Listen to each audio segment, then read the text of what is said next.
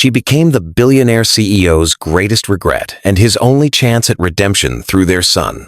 "I have a son you've never met." 6 words.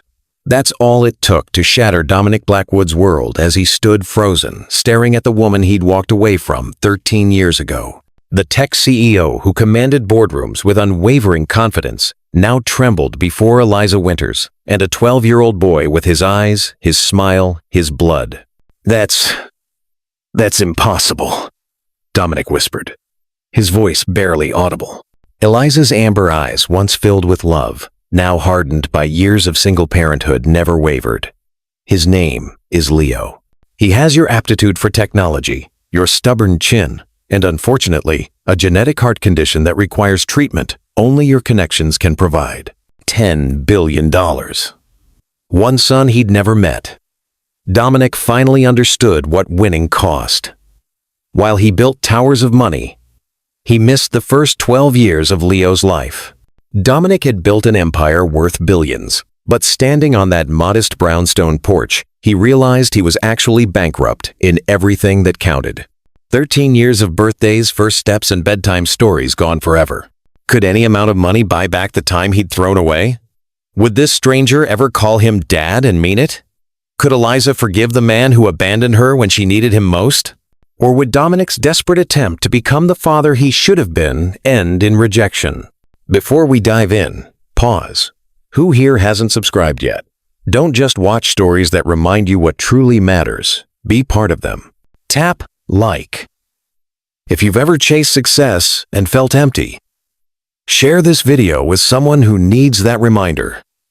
And subscribe now, so you never miss a story that could change your perspective. The morning Dominic Blackwood's company crossed the $10 billion valuation mark should have been the crowning achievement of his career. Champagne bottles waited on ice in the boardroom.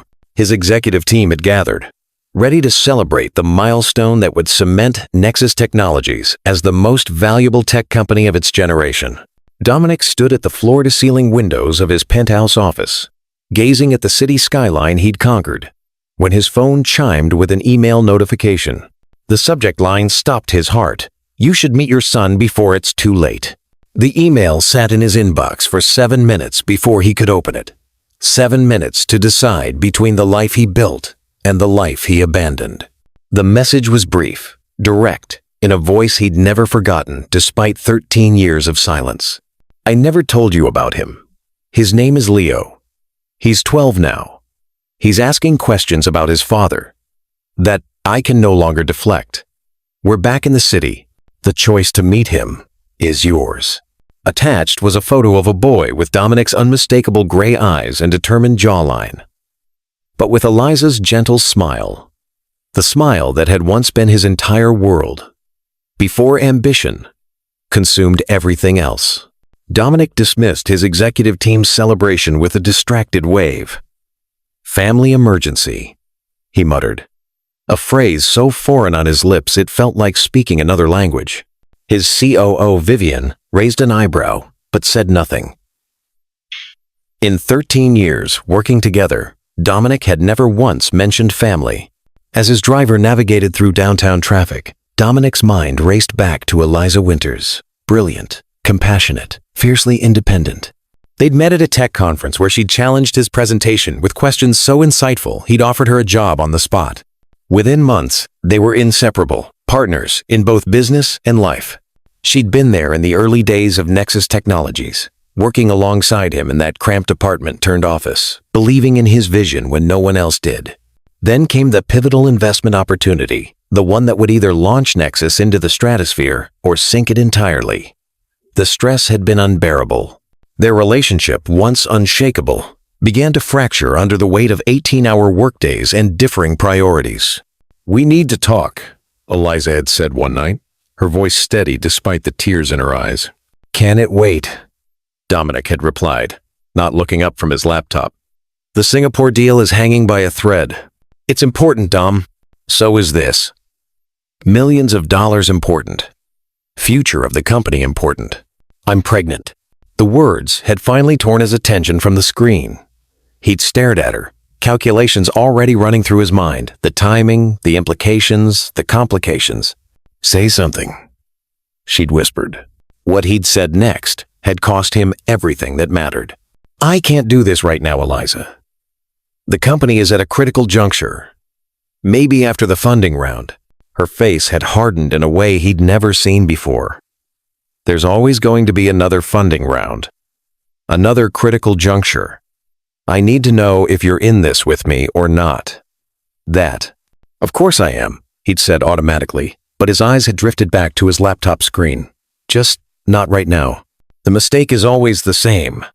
Believing tomorrow will wait. It never does." A week later, she was gone. A brief note, her key to the apartment, and her resignation from Nexus. He'd told himself it was for the best. The company needed his undivided attention. He'd contact her after the deal closed, after things settled down. But the deal led to another and another. Nexus grew exponentially. Dominic became the wonderkind of the tech world, his face on magazine covers, his name on lists of the most influential people under 40. Success consumed him so completely that the ache of Eliza's absence eventually dulled to a manageable throb, one he could ignore most days. Until now, the car pulled up outside a modest brownstone in a gentrifying neighborhood. Dominic checked the address again. Surprised. With her brilliance, Eliza could have written her own ticket at any tech company after leaving Nexus. He'd assumed she'd done exactly that. He approached the door, heart hammering against his ribs. Before he could knock, it swung open. And there she was. Eliza Winters, 13 years older, but somehow more beautiful than he remembered. Her dark hair was shorter now, framing a face that had gained character with age. Her eyes, those piercing amber eyes that had once looked at him with such love, now regarded him with cautious neutrality. "You came," she said simply. "You didn't give me much choice," he replied, immediately regretting his defensive tone. A flicker of the old fire sparked in her eyes. "I gave you a choice 13 years ago. You made it." Before he could respond, movement behind her caught his attention. A boy appeared in the doorway, tall for his age, with a serious expression that mirrored Dominic's own in childhood photographs. "Mom?" the boy questioned, his curious gaze shifting between the adults. Eliza's expression softened. "Leo, this is Dominic Blackwood. He's your father." Leo's eyes widened slightly, but his composure remained intact. "You're the Nexus guy. We studied your company in computer science club." Dominic felt an unexpected surge of pride, followed immediately by crushing regret. His son knew him as a case study, not as a father. "It's nice to meet you, Leo," he managed, extending his hand formally, as if at a business meeting. Leo hesitated before shaking it. "You too, I guess." An awkward silence descended until Eliza stepped back. "Would you like to come in?" We were about to have lunch. The apartment was warm and lived in, walls adorned with Leo's artwork and academic certificates, a far cry from Dominic's minimalist penthouse with its expensive but impersonal decor. He noticed a framed photo of Leo holding a science fair trophy, Eliza beaming beside him. A lifetime of moments he'd missed, compressed into frames on a wall. Every photograph was a stab wound. Birthday cakes, science fairs, first days of school, a lifetime unfolding without him. Over a simple meal of sandwiches and fruit, Dominic learned that Eliza had founded a successful educational technology startup focused on making STEM accessible to underprivileged communities. Leo was in an accelerated program at school, excelled at robotics, and played cello in the youth orchestra. "He has your aptitude for technology," Eliza remarked, "and thankfully, my social skills." Leo rolled his eyes in that universal teenage expression of embarrassment. "Mom, it's true," she insisted with a smile. "You should have seen your father in meetings. Brilliant, but blunt to the point of rudeness." "I've improved," Dominic defended himself, surprised by the easy way she referenced their shared past. "Have you?" Eliza challenged, but there was no malice in her tone. As lunch progressed, Leo gradually warmed up, asking questions about Nexus and the technology they were developing. Dominic found himself engaged in the most stimulating technical conversation he'd had in years, amazed by his son's grasp of complex concepts. Why did you never try to find me? Leo asked suddenly, the question cutting through their discussion about quantum computing applications. The directness so like Eliza caught Dominic off guard. He looked to her, but her expression made it clear this was his question to answer. I didn't know about you, he said finally. Your mother left before telling me she was pregnant. Leo turned to Eliza, confusion evident.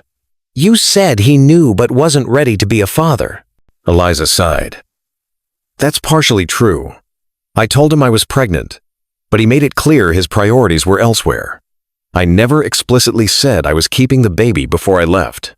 I would have helped financially, Dominic said, the inadequacy of his statement hitting him as soon as the words left his mouth. We never needed your money, Eliza replied evenly. Leo needed a father who would put him first. I wasn't convinced that was you. The truth of her assessment stung, but Dominic couldn't deny it. 13 years ago, he wouldn't have been the father Leo deserved. Why tell me now? He asked. Eliza glanced at Leo, who nodded slightly. Leo was diagnosed with a rare genetic heart condition last year, she explained. Her voice steady, but with an undercurrent of carefully controlled fear. It's manageable with treatment, but we need comprehensive genetic information from both parents to optimize his care. Dominic felt the blood drain from his face. Are you okay? He asked Leo directly. I'm fine. Leo shrugged with forced nonchalance. Just need some specialized treatment. No big deal. But the shadows under his eyes and the protective way Eliza watched him told a different story. I'll do whatever is needed, Dominic said immediately. The best specialists, experimental treatments, anything. We're not asking for your money, Eliza began. It's not about money, Dominic interrupted. It's about access. My company has connections with medical research facilities worldwide. If there's a treatment that can help, I'll make sure Leo gets it. For the first time, Eliza's composure cracked slightly. Thank you, she said softly. Every minute counts. If this moment between father and son moved you, prove it, like right now. Who still hasn't subscribed? Don't wait for life to teach you the same lesson Dominic learned. Share this with a parent. Comment, I believe in second chances. And subscribe to stay with us through every heartbeat of this story. As the afternoon wore on, Dominic learned more about Leo's condition, a genetic disorder affecting his heart, requiring ongoing treatment and monitoring. Not immediately life-threatening with proper care, but serious enough to warrant concern. When it was time to leave, Dominic found himself reluctant to go. Standing at the door, he awkwardly offered his business card to Leo. You can call me. Anytime. For anything. Leo took the card, studying it before tucking it into his pocket. Thanks. Eliza walked Dominic to the street where his driver waited. Away from Leo's ears, she spoke frankly. I don't expect anything from you, Dominic. Leo wanted to meet you, and his doctors needed your medical history. That's all. That's not all, Dominic replied, surprising himself with his certainty. He's my son, Eliza. I've missed 12 years. I don't want to miss any more. She studied him, searching for sincerity or manipulation. People don't change that fundamentally. Maybe not, he acknowledged. But priorities can shift. Mine have. Since when? Since you found out about Leo this morning? Yes, he admitted simply. Sometimes clarity comes in an instant. Eliza's skepticism was evident, but she nodded slowly. Leo has orchestra practice on Thursdays and robotics club on Tuesdays. He's free most weekends. It wasn't forgiveness or even acceptance, but it was an opening. Dominic would take it. The integration of Dominic Blackwood into Leo's life began cautiously. Weekend outings to museums and technology exhibitions. Awkward dinners where conversation alternated between flowing easily when focused on shared interests and stalling painfully when veering toward personal territory. Their first real breakthrough came 3 weeks after their initial meeting. Dominic had taken Leo to the Museum of Science and Innovation, where a special exhibit on quantum computing had been installed. This is actually wrong, Leo muttered, studying one of the displays. What do you mean? Dominic asked, impressed by his son's confidence. The explanation of quantum entanglement. It's oversimplified to the point of being misleading. Leo pointed to the text. See? They're describing it like it's just a faster form of classical computing, but that misses the fundamental difference in how quantum bits function. Dominic smiled, recognizing his own tendency to spot technical inaccuracies. You're absolutely right.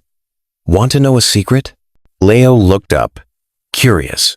Nexus is funding a quantum computing lab at MIT. We're developing algorithms that could revolutionize encryption. Maybe you'd like to see it sometime? Leo's eyes widened. Seriously? That would be cool. It was the first time Dominic had seen genuine excitement from his son directed toward him, not just the technology they were discussing. The moment felt precious, fragile. Your mother would need to approve, of course, Dominic added quickly. Mom would be fine with it, Leo said with surprising certainty. She always says education trumps everything else. Dominic nodded, filing away this insight about Eliza. Then we'll plan a trip. Maybe during your spring break? I'd like that, Leo replied. And for a brief moment, the awkwardness between them dissolved. Back at his office, Dominic rearranged his schedule ruthlessly, delegating responsibilities he'd never trusted to anyone before. His executive team watched in bewilderment as their workaholic CEO began declining evening meetings and blocking off weekends as unavailable. Only Vivian dared to question him directly. Is everything all right, Dominic? The board is getting nervous about your sudden work-life balance. Everything's fine, he replied, then hesitated before adding, I have a son. Vivian's normally unflappable demeanor cracked. A what? A 12-year-old son, with Eliza Winters. Recognition dawned in Vivian's eyes. She'd been with the company long enough to remember Eliza. Your brilliant ex who disappeared without a trace? That's the one. And you're just finding out about this son now? Dominic nodded, bracing for judgment. Instead, Vivian surprised him with a rare smile. Good for you, taking responsibility. 3 months into this new arrangement, Dominic invited Leo to visit Nexus headquarters. The boy's eyes widened as he took in the gleaming building with its cutting-edge technology and impressive views. This is all yours? Leo asked, gazing around Dominic's expansive office. The company is owned by shareholders, Dominic corrected automatically, then caught himself falling into CEO speak. But yes, I built it from nothing. With my mom's help, Leo added pointedly. Dominic nodded, acknowledging the truth. Your mother was instrumental in the early days. She saw possibilities I missed. Leo wandered to the window, looking out over the city. She never talks about that time. About you. Not until recently. I hurt her, Dominic admitted. I made her feel like she and you weren't as important as this. He gestured to the office, the building, the empire he'd built. Was it worth it? Leo asked, turning to face him with those penetrating gray eyes so like his own. The question hit Dominic like a physical blow. 6 months ago, he would have said yes, without hesitation. Now, looking at this remarkable boy who shared his blood but not his memories, the answer was painfully clear. No, he said quietly. It wasn't. Something shifted in Leo's expression, not forgiveness exactly, but perhaps the beginning of understanding. That evening, Dominic drove Leo home himself, rather than sending his driver. Outside Eliza's brownstone, Leo hesitated before getting out of the car. My birthday is next month, he said casually. Mom usually takes me to the planetarium, and then for pizza. You could come, if you want. Dominic felt a surge of emotion so powerful it momentarily robbed him of speech. I'd like that, he managed finally. Very much. Leo nodded and slipped out of the car with a quick, see you later. Dominic sat there long after Leo had disappeared inside, overwhelmed by the simple invitation that meant more than any business deal he'd ever closed. Leo's casual invitation hit Dominic harder than any board meeting, any deal closure, any professional triumph ever had. The weeks leading up to Leo's birthday were filled with a new kind of anxiety for Dominic. What gift would be appropriate? Something too extravagant might seem like he was trying to buy affection. Something too impersonal would suggest he didn't care enough to make an effort. He finally settled on a high-end telescope, acknowledging Leo's interest in astronomy without being ostentatious. He also arranged for a private tour of the planetarium's research facilities, normally closed to the public. The birthday celebration marked a turning point. Seeing Dominic genuinely engaged with their son, Eliza's rigid boundaries began to soften. She started including him in decisions about Leo's education and treatment, forwarding school emails and doctor's appointments. "He talked about you all weekend," she admitted during one of their handoffs. "The telescope was perfect." "How did you know?" "I pay attention," Dominic replied simply. The unspoken truth hung between them. He was trying to make up for 13 years of not paying attention. For his part, Dominic threw himself into fatherhood with the same intensity he'd once reserved for business. He researched Leo's condition exhaustively, leveraging his connections to consult with leading cardiologists worldwide. He attended parent-teacher conferences, robotics competitions, and orchestra performances, sitting awkwardly among parents who'd known each other for years. 6 months after their first meeting, Dominic approached Eliza with a proposal. "I found a specialist in Switzerland," he explained, showing her the doctor's credentials. "He's pioneering a treatment that could significantly improve Leo's prognosis." Eliza reviewed the information with the sharp analytical mind he remembered so well. "This looks promising, but it would mean disrupting Leo's school year." "I've thought about that," Dominic replied. "The initial consultation and treatment would require about 2 months in Zurich. I've already spoken with Leo's school about remote learning options." Eliza raised an eyebrow. "You've been busy." "It's important," he said simply. She studied him for a moment. "And what about Nexus? Can the great Dominic Blackwood disappear to Switzerland for 2 months?" "I've been working remotely 3 days a week for months now," he pointed out. "The company hasn't collapsed yet." A small smile played at the corners of her mouth. "The Dominic I knew would never have said that." "The Dominic you knew was an idiot," he replied frankly.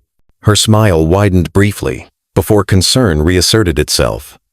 "This treatment, it's experimental. The risks are carefully documented and manageable," he finished. "I wouldn't suggest it otherwise. But the potential benefits are significant." Eliza sighed, running a hand through her hair in a gesture so familiar, it made his chest ache. "I'll need to discuss it with Leo. It's his body, his treatment. He needs to have a say." "Of course," Dominic agreed immediately. "I wouldn't have it any other way." Leo, as it turned out, was enthusiastic about both the treatment and the prospect of spending time in Switzerland. "They have the CERN particle accelerator there," he informed his parents excitedly. "Can we visit?" And so, arrangements were made. Dominic secured a comfortable apartment in Zurich with separate bedrooms for each of them. Eliza took a leave of absence from her company, and Dominic set up systems to manage Nexus remotely, much to his board's consternation. What Dominic didn't know yet was that Leo had been researching him obsessively for months. Every interview, every article, building a profile of the stranger whose DNA he carried. The boy already knew things about his father that Dominic had never told him. Their first week in Switzerland was consumed by medical consultations and preliminary treatments. Leo faced the procedures with remarkable courage, though Dominic noticed how tightly he gripped Eliza's hand during difficult moments. The specialist spoke 5 languages fluently, but couldn't pronounce Blackwood. By the 3rd appointment, Leo had taken to correcting him in flawless German. He'd taught himself in 2 weeks. Dominic didn't know whether to be proud or terrified of his son's brain. One evening, returning to the apartment after a particularly grueling day at the clinic, Leo disappeared into his room, exhaustion evident in the slump of his shoulders. Eliza collapsed onto the sofa, the strain of maintaining optimism for Leo's benefit finally showing. "The doctor says he's responding well," she said, voice barely above a whisper. Dominic handed her a glass of wine before sitting beside her, careful to maintain a respectful distance. "He's strong, like his mother." She gave him a tired smile, "and stubborn, like his father." They sat in companionable silence for a moment, the weight of their shared concern creating an unexpected intimacy. "I never thanked you properly," Eliza said finally, staring into her wine glass. "For all of this, the specialists, the treatment, being here." "You don't need to thank me," Dominic replied. "He's my son too." But you didn't have to step up the way you have. Many men wouldn't have. Dominic considered this. Maybe not, but I'm trying to be the man I should have been 13 years ago.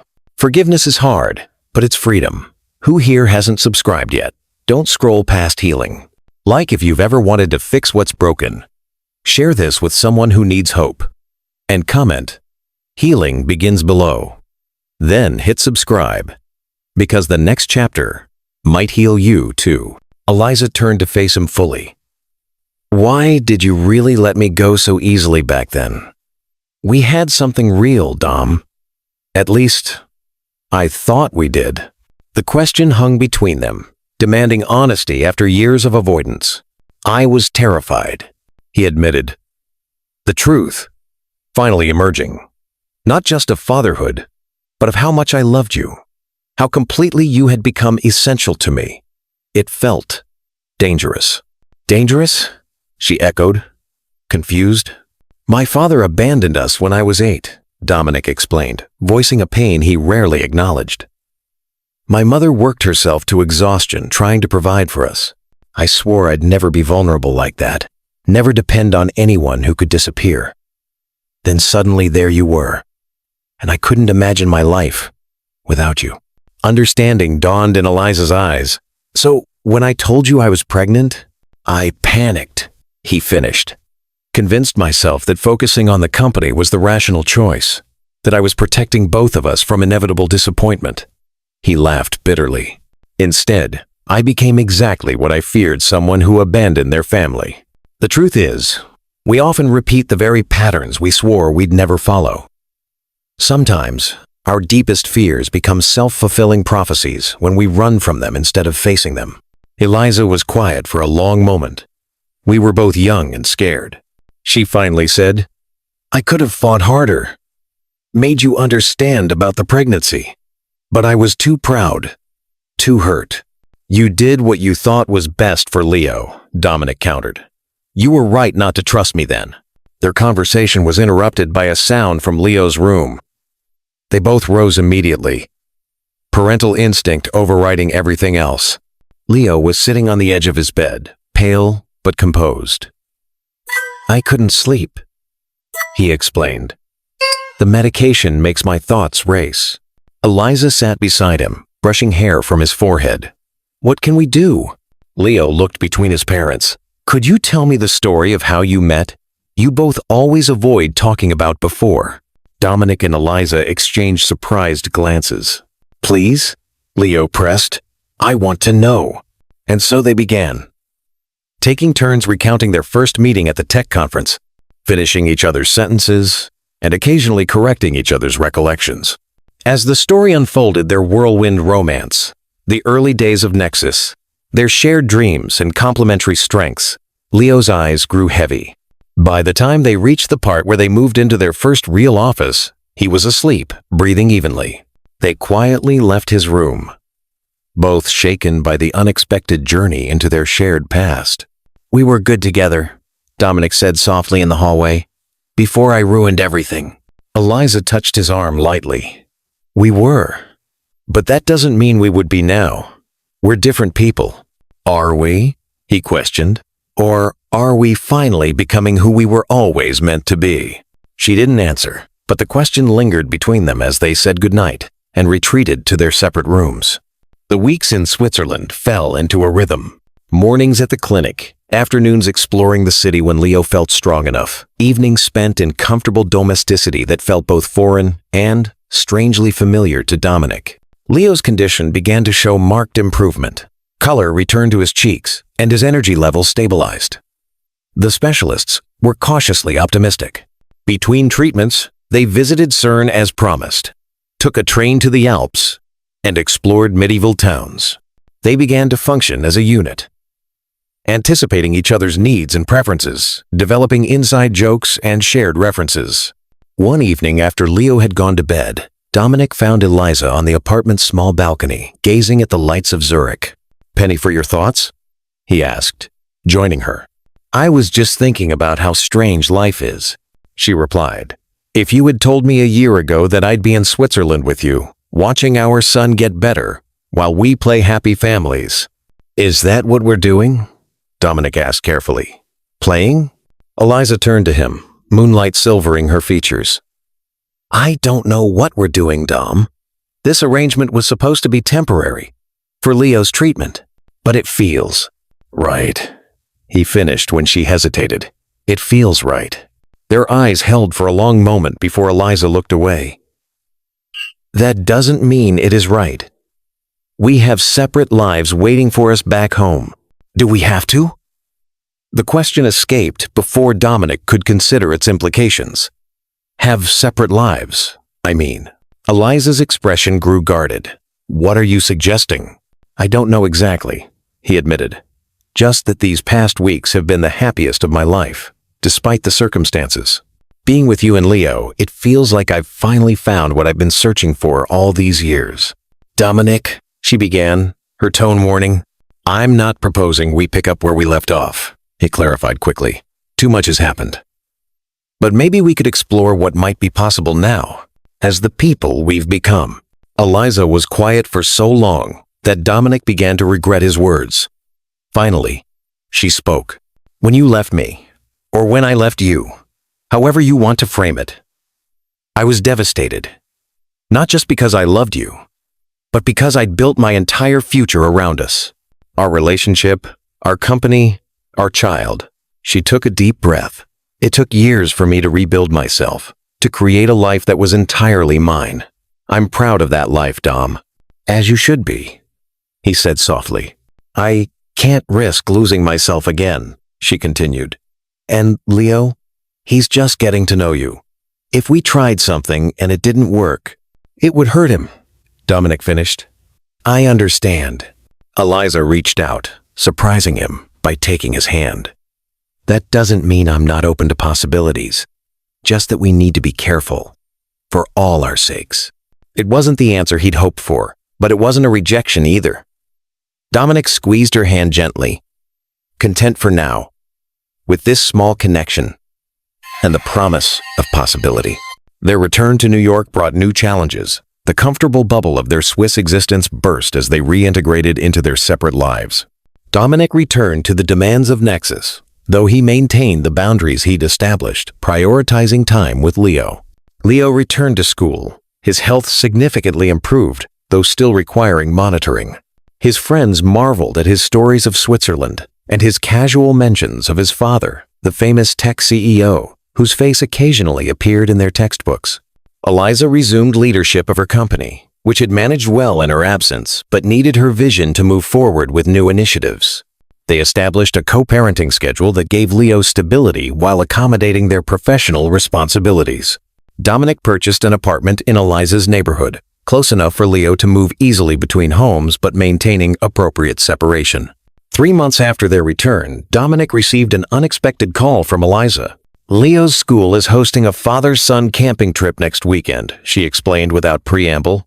He wants to go with you. Dominic, in the middle of reviewing quarterly projections, felt a surge of emotion. Of course, I'd be honored. It's 2 nights in the Catskills, she warned. Tents, campfires, the whole rustic experience. Not exactly your natural habitat. He could hear the smile in her voice. I'll have you know I went camping once in business school. He defended himself. It was a team-building exercise. I was only moderately traumatized. Her laugh, warm and genuine, sent a familiar flutter through his chest. Leo's excited. He's already making lists of essential gear. I'll follow his lead, Dominic promised, though I may need some guidance on appropriate camping attire. Somehow, I doubt my usual suits will cut it.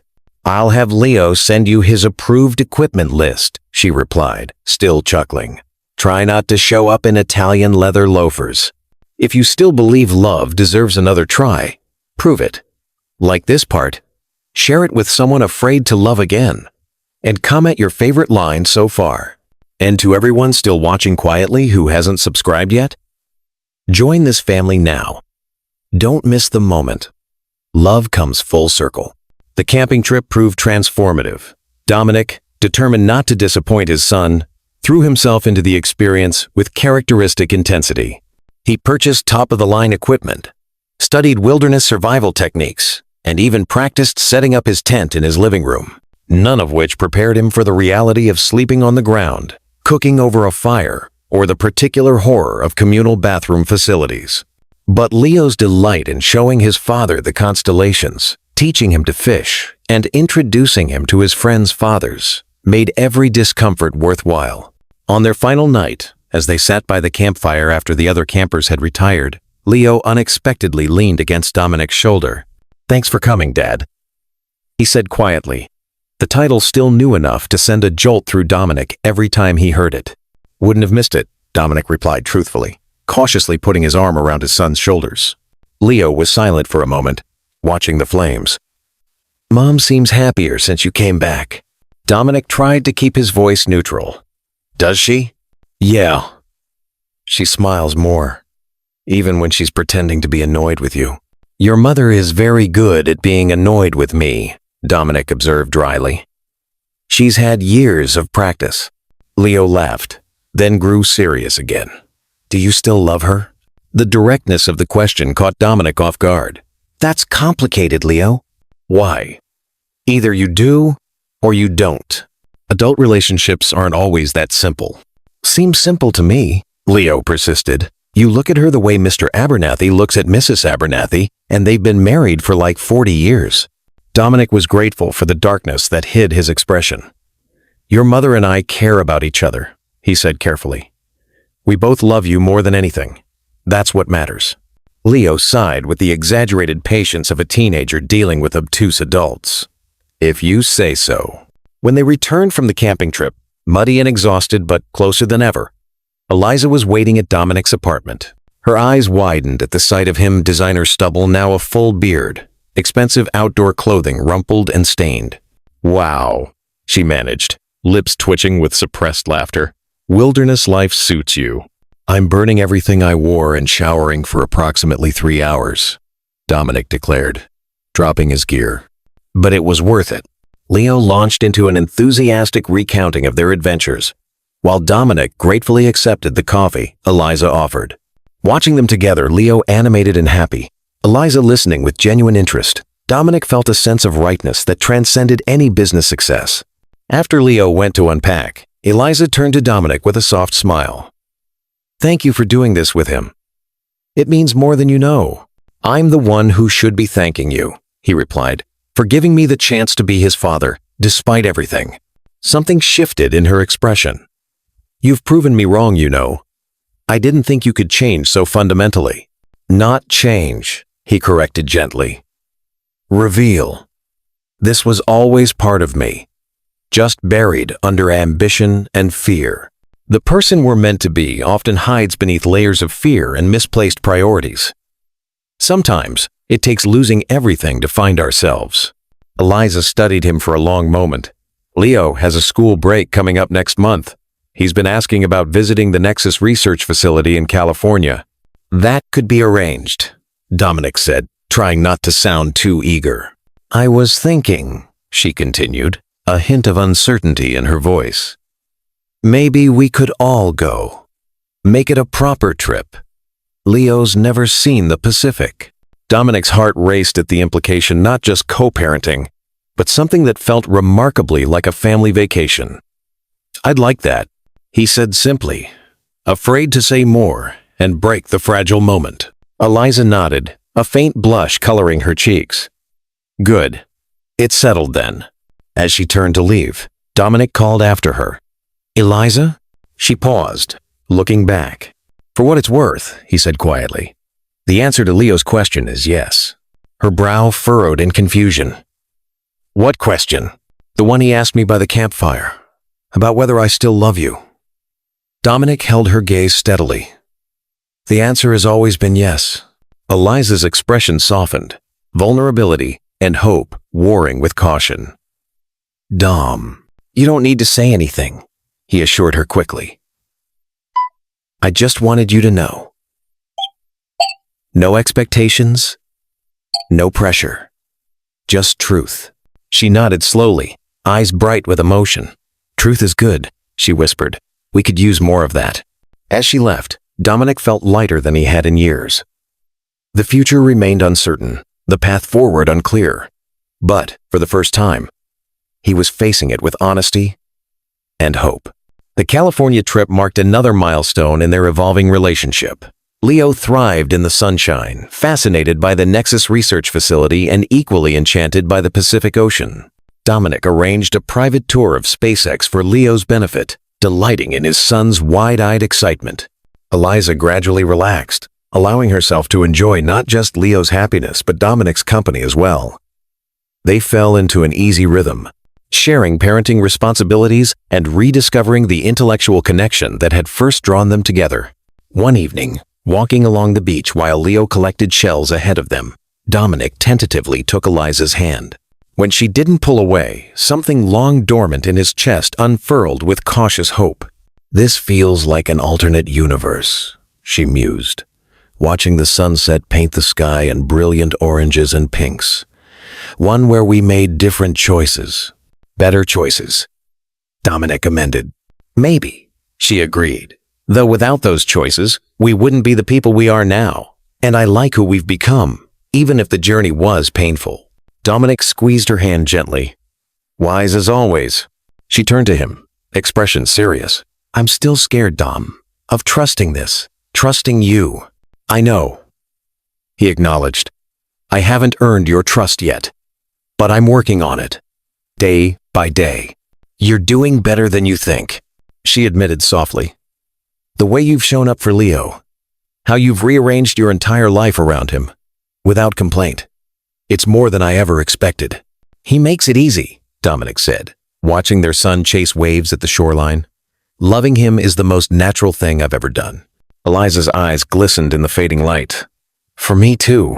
They stood in comfortable silence until Leo ran back to them, pockets bulging with treasures from the sea. That night, after Leo had fallen asleep in his hotel room adjoining theirs, Eliza and Dominic sat on the balcony, sharing a bottle of wine and conversation that flowed as easily as it had in their early days. "Remember that investor who insisted Nexus would never succeed because our interface was too intuitive?" Eliza laughed. "God, yes," Dominic groaned. "He wanted us to make it more complicated, to seem more sophisticated. And now intuitive design is the gold standard," she said, shaking her head. "We were ahead of our time." "You were ahead of your time," he corrected.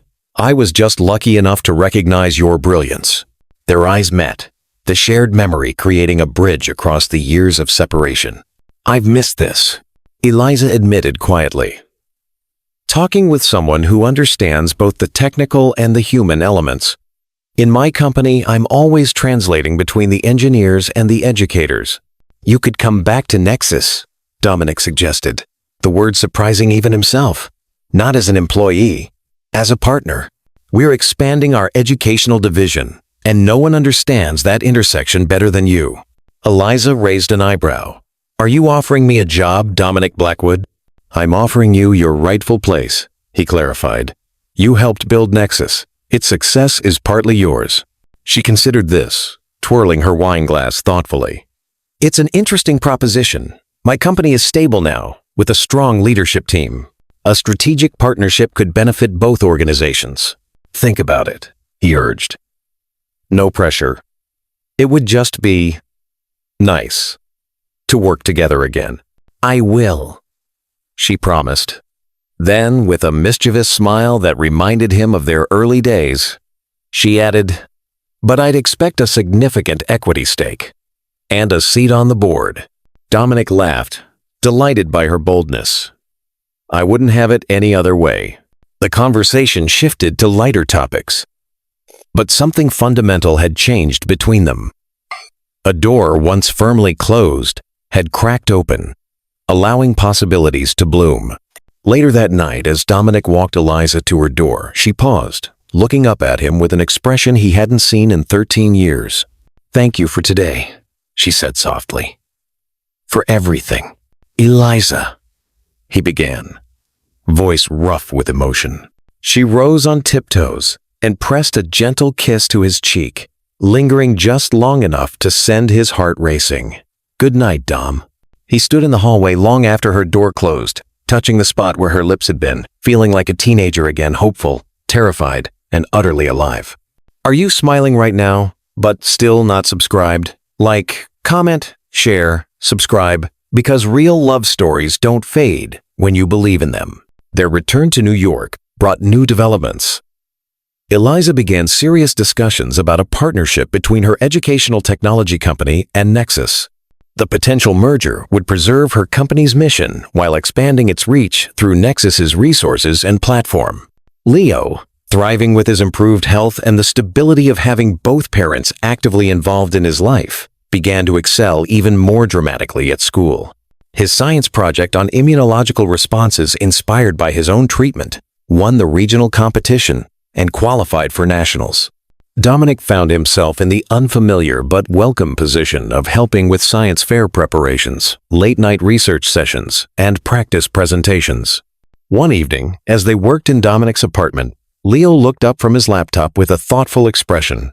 "Dad, can I ask you something?" Dominic still felt a thrill every time Leo called him Dad. Anything. "Are you and Mom getting back together?" Dominic carefully set down his coffee mug.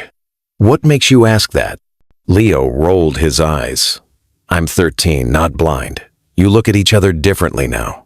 And Mom laughs at your jokes, which, no offense, aren't that funny." "My jokes are hilarious," Dominic protested mildly, buying time to formulate a response. "They're really not," Leo insisted. Dominic sighed, recognizing that his son deserved honesty. "Your mother and I care about each other deeply. We're finding our way back to a relationship, but I don't know exactly what shape it will take." "But you want to be together," Leo pressed. "I do," Dominic admitted. "I never stopped loving her, but it's complicated. We hurt each other in the past. Building trust takes time." Leo considered this with surprising maturity. "For what it's worth, I think she wants it too. She gets this look when she talks about you now, kind of soft and annoyed at the same time." Dominic laughed. "That sounds about right. Just don't mess it up again," Leo added seriously. "She deserves better than that." "She does," Dominic agreed, touched by his son's protective instinct. "And so do you." The conversation stayed with Dominic for days afterward. Leo's perception was accurate. Things had been shifting between him and Eliza, especially since California, but neither of them had taken the final step toward defining their relationship, both cautious after their painful history. The opportunity came unexpectedly. Eliza called one evening, her voice tight with stress. "Leo's presentation materials for nationals are at my office, and I'm stuck in traffic across town. The building will be locked by the time I get there, and he needs them for practice tomorrow." "I can get them," Dominic offered immediately. "I still have contacts at buildings in that district. Text me exactly where they are." 30 minutes later, he was at Eliza's office, having charmed his way past security with a combination of his reputation and genuine urgency. Her workspace reflected her perfectly organized but creative, with educational prototypes and design sketches covering the walls. As he gathered Leo's materials, a framed photo on her desk caught his attention. It wasn't a recent picture of Leo as he might have expected, but an old photograph of Eliza and Dominic from the early Nexus days. They were standing in front of their first real office, arms around each other, exhausted but triumphant after securing their initial funding. He was still holding the frame when Eliza rushed in, cheeks flushed from hurrying. "Oh, you found it all," she said, slightly breathless. Then she noticed what he was looking at and faltered. You kept this," Dominic said softly, still staring at the photograph. "All these years." Eliza moved closer, her expression vulnerable in a way he rarely saw. "I tried to put it away many times, but it reminded me of something important." "What's that?" "That once we were magnificent together." Her voice was barely above a whisper. "Before everything went wrong." Dominic set the frame down carefully and turned to face her fully.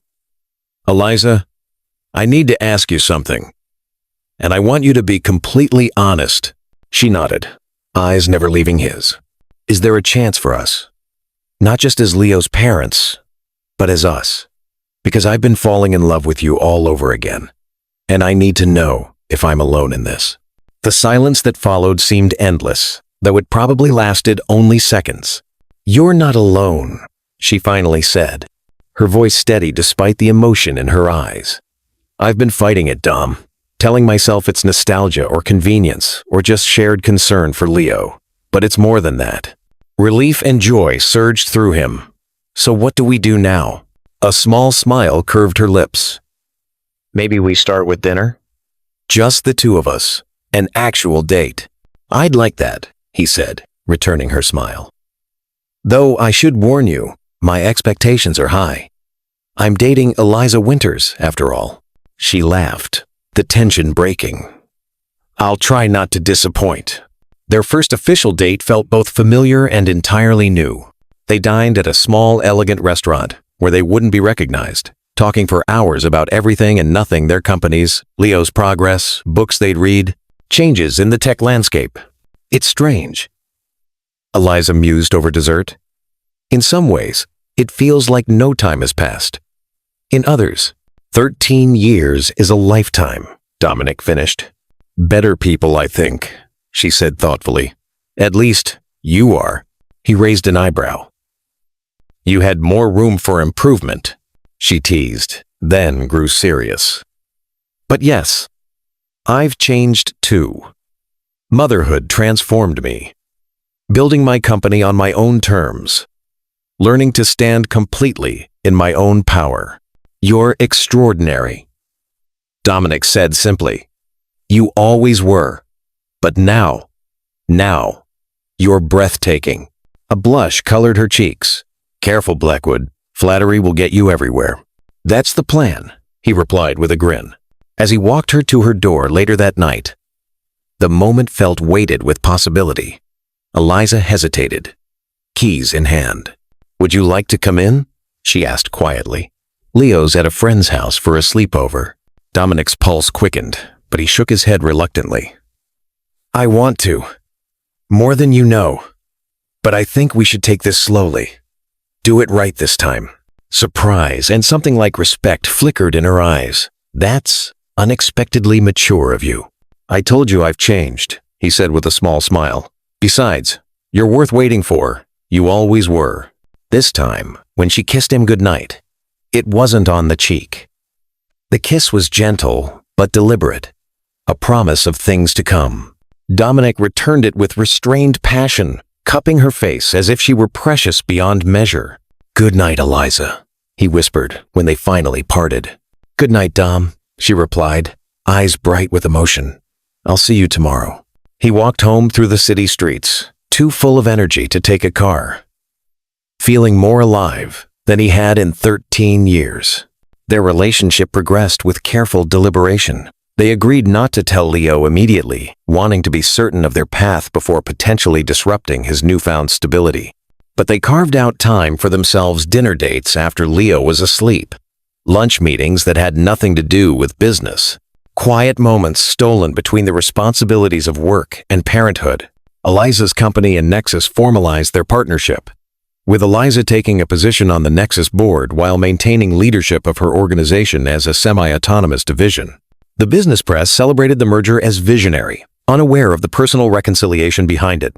3 months into their renewed relationship, Dominic invited Eliza to his apartment for dinner. He had spent the day preparing, cooking her favorite meal himself rather than ordering in as he typically would have. "You made this?"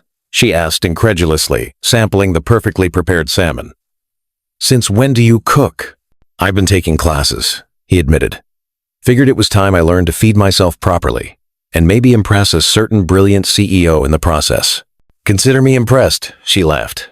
"What other hidden talents have you been developing?" "That's classified information," he replied with mock seriousness. "Need-to-know basis only."